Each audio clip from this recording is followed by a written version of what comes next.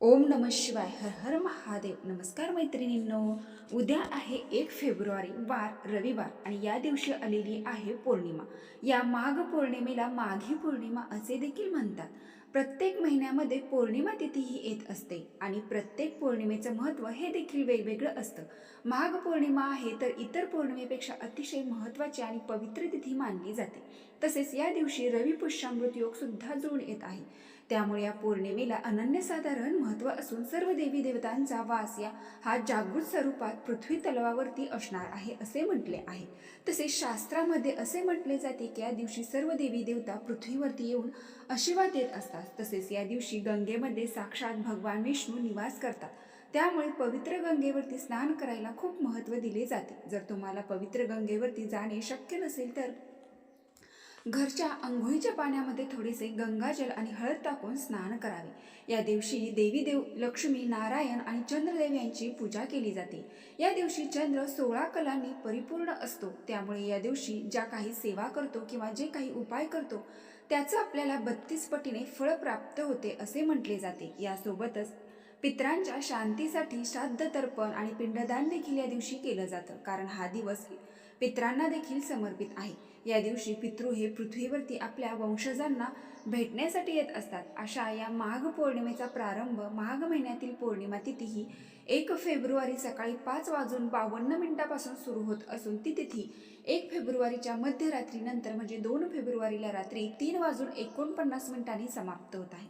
शास्त्रानुसार जेव्हा पौर्णिमा तिथी प्रदोष काळात येते त्या दिवशी पौर्णिमेचे व्रत केले जाते. त्यामुळे माघ पौर्णिमेचे व्रत, स्नान, दान हे रविवारी 1 फेब्रुवारीला केले जाणार आहे. या दिवशी रविवार आहे आणि पुष्य नक्षत्र असल्यामुळे रवी पुष्य योग नावाचा शुभ संयोग या दिवशी तयार होत आहे. माघ पौर्णिमे दिवशी देवी लक्ष्मीची आणि भगवान श्रीहरी विष्णूंची पूजा केल्याने व्यक्तीचे सर्व दुःख, क्लेश दूर होतात आणि जीवनात सुख समृद्धी येते. या दिवशी संकटापासून मुक्त होण्यासाठी लक्ष्मीनारायणाच्या अनेक खास मंत्रांचा जप करून काही उपाय देखील केले जातात. यामुळे व्यक्तीवरती देवी लक्ष्मी आणि भगवान विष्णूंची कृपा राहते.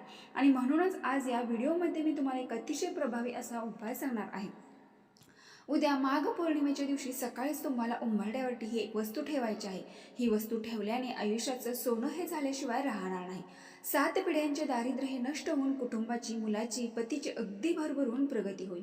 घरात अखंड लक्ष्मी नांदे तर अशी कोणती वस्तू उंबरठ्यावरती ठेवायची आहे, कोणत्या वेळेत ठेवायची आहे, त्या वस्तूंचं नंतर काय करायचं आहे याबद्दलची संपूर्ण माहिती आज या व्हिडिओमध्ये मी तुमच्यासोबत शेअर करणार आहे. त्यामुळे तुम्ही व्हिडिओ स्किप न करता शेवटपर्यंत नक्की पहा.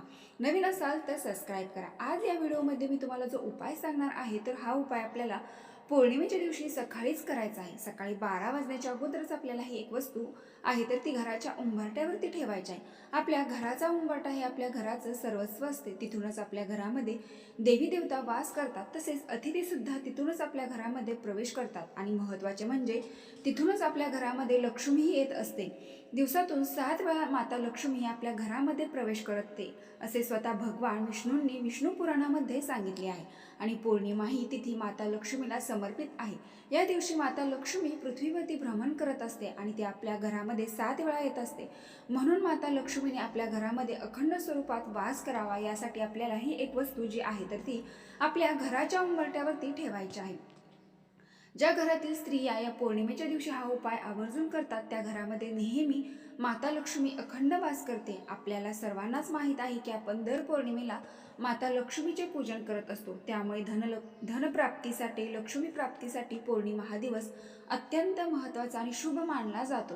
त्यामुळे जर तुम्हाला तुमच्या आयुष्यामध्ये आर्थिक अडचणींना सामोरे जावं लागत असेल, काहीतरी आर्थिक अडचणी येत असेल, घराची भरभराट होत नसेल किंवा घरामध्ये पैसा टिकत नसेल, उद्योग व्यवसाय आहे त्यामध्ये अडचणी येत असतील, व्यवसाय तुमचा चांगला चालत नाही, घरामध्ये हवा तसा पैसा येत नाही, आला तरी तो काही ना काही कारणाने बाहेर जात असेल, म्हणजेच घरामध्ये पैसा टिकत नसेल, तर या सर्व कारणामुळे समजते की माता लक्ष्मी घरामध्ये स्थिर नाही. आता घरामध्ये लक्ष्मी नांदणे म्हणजे फक्त पैसा असतो का, तर नाही.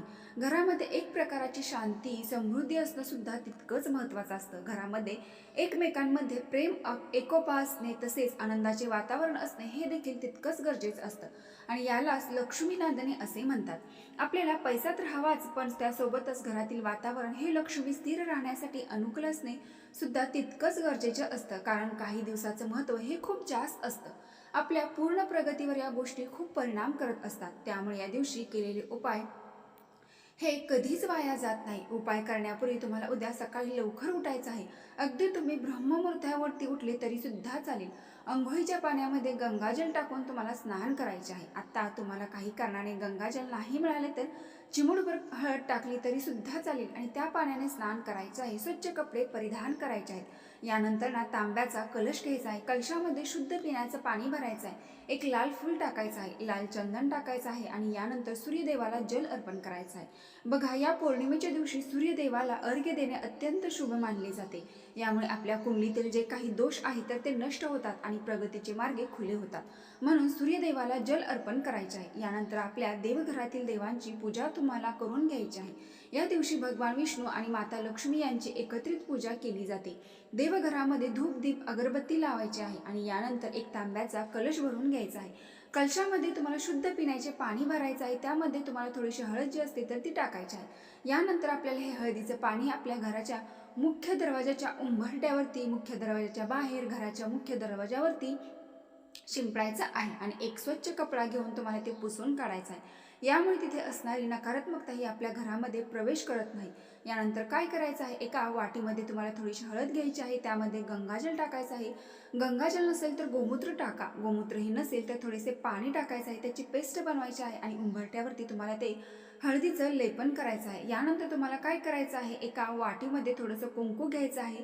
त्या कुंकवामध्ये तुम्हाला पाणी टाकायचं आहे आणि त्याचा तुम्हाला गंध तयार करायचा आहे.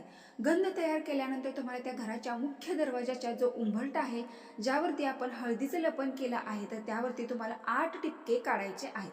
8 टिपके हे अष्टलक्ष्मीचं प्रतीक मानलं जातं. अष्टलक्ष्मी म्हणजे देवी लक्ष्मीचं 8 रूपे. अष्टलक्ष्मी ही समृद्धीची देवी मानली जाते आणि या पौर्णिमेच्या दिवशी अष्टलक्ष्मीची पूजा केल्याने सुख समृद्धी आणि सौभाग्य अक्षय मिळते असे म्हटले जाते. तसेच घरातील प्रत्येक व्यक्तीचे दुःख दारिद्र्य दूर होते असे म्हटले जाते. जेव्हा तुम्ही हे 8 टिपके घराच्या मुख्य दरवाजाच्या उंबरठ्यावरती देणार आहात, तेव्हा पहिला टिपका देताना आधी लक्ष्मीचं नामस्मरण करायचं आहे आणि यानंतर पहिला टिपका द्यायचा आहे. यानंतर धनलक्ष्मी म्हणायचं आहे. दुसरा टिपका द्यायचा आहे. यानंतर धन्यलक्ष्मी म्हणायचं आहे आणि तिसरा टिपका द्यायचा. यानंतर गजलक्ष्मी म्हणायचं. चौथा टिपका द्यायचा. संतान लक्ष्मी म्हणायचं. 5वा टिपका द्यायचा. धैर्यलक्ष्मी म्हणायचं आणि 6वा टिपका द्यायचा. विद्यालक्ष्मी म्हणायचं. 7वा टिपका द्यायचा. विजयलक्ष्मी म्हणायचं आणि 8वा टिपका द्यायचा. अशा पद्धतीने 8 टिपके जे आहेत ते कुंकवाने आपल्याला काढायचे आहेत. हे उंबरठ्यावरती आपण आपल्या करंगळीच्या बोटाजवळील अनामिकेने बोट्याने ओढायचे आहेत. त्यानंतर तुम्हाला त्या उंबरठ्याच्या मधोमध तुम्हाला एक कुंकवाने स्वस्तिक आहे. स्वस्तिकमधले 4 बिंदू आणि कडाच्या 2 लाईन हे देखील काढायचे आहेत. स्वस्तिक हे मांगल्याचं प्रतीक मानलं जातं. यामुळे घरात सुख समृद्धी येते. तसेच त्याच कुंकवाने तुम्हाला तुमच्या घराच्या मुख्य दरवाजावरती सुद्धा एक स्वस्तिक काढायचं आहे. यानंतर काय करायचं आहे, एक प्लेट घ्यायची आहे. प्लेटमध्ये तुम्हाला थोडेसे तांदूळ ठेवायचे आहेत. त्यावरती तुम्हाला एक मातीचा दिवा ठेवायचा आहे आणि दिव्यामध्ये शुद्ध गाईचं तूप घालायचं आहे. दुहेरी कापसाची वात करून लावायची आहे आणि हा दिवा तुम्हाला घराच्या बाहेर प्रज्वलित करायचा आहे. जेव्हा तुम्ही बाहेरून घरामध्ये प्रवेश करता, जी तुमची उजवी साईड असणार आहे, तर तिथे तुम्हाला हा दिवा प्रज्वलित करायचा आहे. यानंतर 8 टिपके काढलेले आहेत अष्टलक्ष्मीचे, तर त्यांना हळदी कुंकू अक्षता अर्पण करायचे आहे. धूप दीप अगरबत्ती ओवाळून घ्यायची आहे. लाल फूल असेल तर ते फूल अर्पण करायचे आहे आणि यानंतर अष्टलक्ष्मीचं नामस्मरण करून घरात सुख समृद्धी यावी अशी मनोभावी प्रार्थना करायची आहे. घरातील दुःख दारिद्र्य दूर होऊन कुटुंबाची प्रगती व्हावी अशी प्रार्थना करायची आहे. तसेच तुम्हाला शक्य असेल तर घराच्या मुख्य दरवाजावरती आजच्या दिवशी आंब्याचं तोरण देखील लावा. आंब्याचं तोरण लावल्याने कुठलीही नकारात्मक वाईट शक्ती ही आपल्या घरामध्ये प्रवेश करत नाही. घरातील वास्तुदोष पितृदोष हा नष्ट होत असतो आणि यामुळे घरात सुख समृद्धी ही नांदत असते. तसेच जर तुम्हाला शक्य असेल तर या दिवशी व्रत देखील करायचं आहे. असे म्हटले जाते की माघ पौर्णिमेच्या दिवशी व्रत केल्याने मुलांची प्रगती होते, अखंड सौभाग्य प्राप्त होते. तसेच माता लक्ष्मी देखील प्रसन्न होते. त्यानंतर दुसऱ्या दिवशी आपल्याला जे तांदूळ घेतलेले आहेत तर ते तांदूळ पक्ष्यांसाठी खायला टाकायचे आहेत आणि जो मातीचा दिवा आहे तो स्वच्छ धुवून पुसून आपल्याला आपल्या नेहमीच्या कामासाठी वापरला तरी सुद्धा चालेल. तर मैत्रिणींनो, व्हिडिओ पूर्ण माहिती आवडली असेल तर आपल्या चॅनलला नक्की एक लाईक करून कमेंट बॉक्समध्ये ओम नमः शिवाय किंवा ओम श्री महालक्ष्मी नमः, ओम अष्टलक्ष्मी नमः नक्की टाईप करा. धन्यवाद.